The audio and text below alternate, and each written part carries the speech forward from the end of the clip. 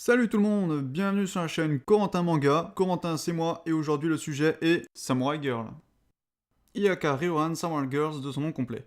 Tiré d'un light novel de Akira Suzuki en 2009, Samurai Girls se voit adapté en manga, puis en anime en 2010.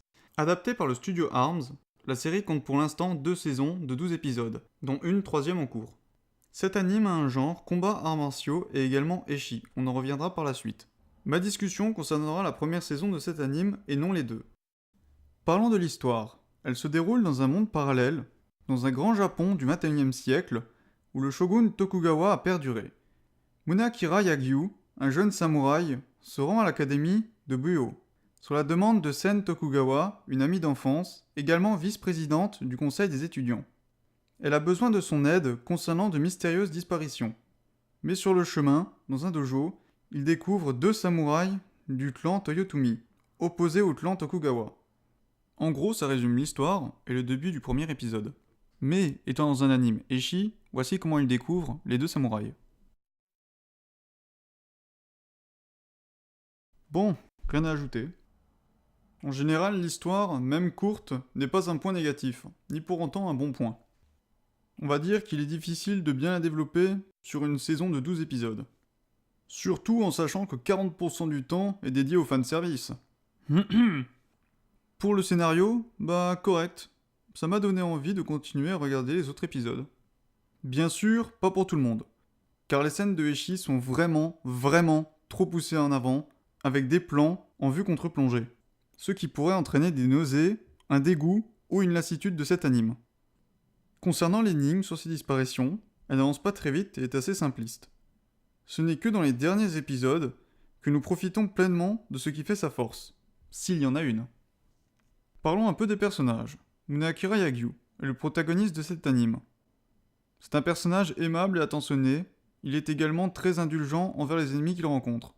Sa qualité de leader est démontrée lorsqu'il commande ses masters samouraïs.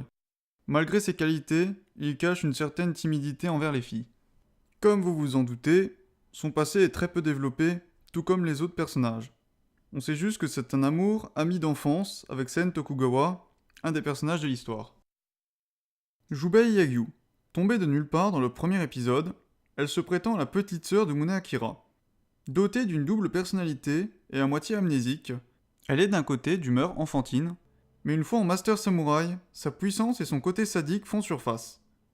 Un Master Samouraï est une personne dotée d'une puissance équivalente à celle de plus de 1000 soldats. Sen Tokugawa, elle, la princesse de ces lieux, est également la directrice de l'académie. Un penchant pour Munakira, elle devient très vite jalouse quand une fille l'approche. Ses traits de caractère sont l'élégance et la beauté. C'est elle qui cherche la réponse à ces mystérieuses disparitions en appelant Munakira. Concernant les 2 samouraïs opposés au clan Tokugawa, l'une s'appelle Sanada Yukimura. Elle est le leader du clan Toyotomi. Elle est la plus jeune de l'anime avec ses 15 ans. L'autre s'appelle Matabei Goto. Elle est le samouraï de Sanada Yukimura. Pour ce qui est des méchants de l'histoire, je ne compte pas en discuter, car sinon, il va y avoir du spoil. En gros, des méchants relativement classiques. Bon, trêve de bavardage, et parlons maintenant des vrais points positifs de cet anime. Les graphismes et les effets. Concernant les graphismes, on a l'impression qu'ils ont été tirés d'un jeu vidéo, avec ses couleurs assez pâles en fond et vives pour les personnages, ce qui colle très bien avec l'anime. Pour ce qui est des effets, un des effets les plus présents est sous forme de taches d'encre. Elles apparaissent et sont le plus exploitées durant les scènes de combat. Un coup de sabre, un souffle ou une explosion, et c'est des taches d'encre projetées sur l'écran. Ça rajoute un plus sur la dynamique et les effets de puissance des coups. Pour moi, l'autre point fort de cet anime sont les musiques. Il y en a vraiment pour tous les goûts. Une musique relativement simple.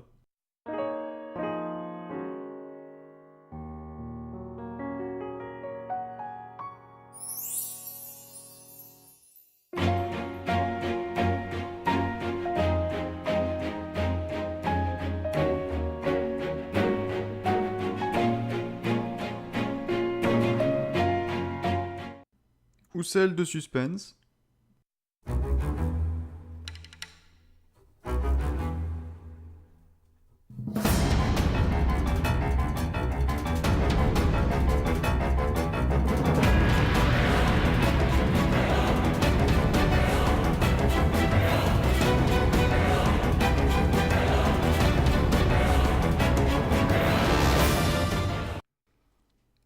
Franchement, les musiques concernant cet anime, ça m'étonne un peu car elles sont pas mal. Et encore, c'est pas fini.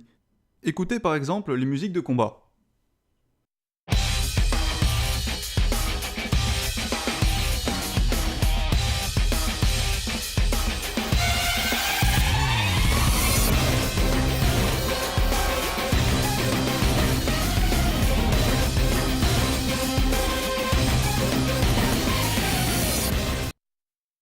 Comme vous avez pu l'entendre, ces musiques ne manquent en aucun cas de rythme.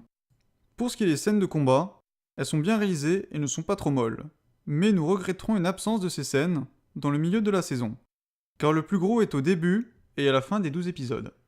Passons maintenant à la conclusion. Nous voilà maintenant devant le tableau de la conclusion et je suis en compagnie de Jeff. Commençons avec le premier point positif de cet anime qui est la musique. Donc avec les différents bouts que je vous ai fait écouter, on peut remarquer qu'elles ont un bon tempo et qu'elles ne manquent pas de puissance. Passons au deuxième et dernier point positif, les graphismes et les effets.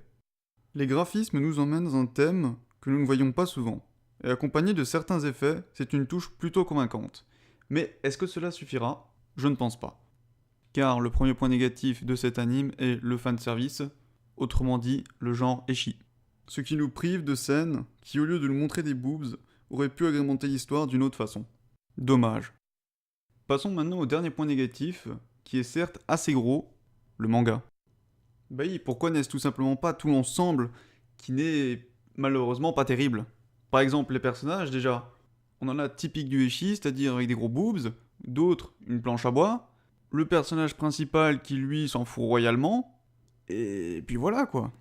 Surtout quand on voit quelle direction il prend dans la deuxième saison. C'est pour ça que j'ai pas voulu en parler pendant cette vidéo, car là c'est 80% du temps du ecchi. L'histoire c'est qui va épouser Munakira. Tout ça pour dire que ça reste un anime moyen, regardable, tout dépend de vos goûts. J'espère que vous avez passé un bon moment, à plus tard pour une prochaine vidéo. Salut!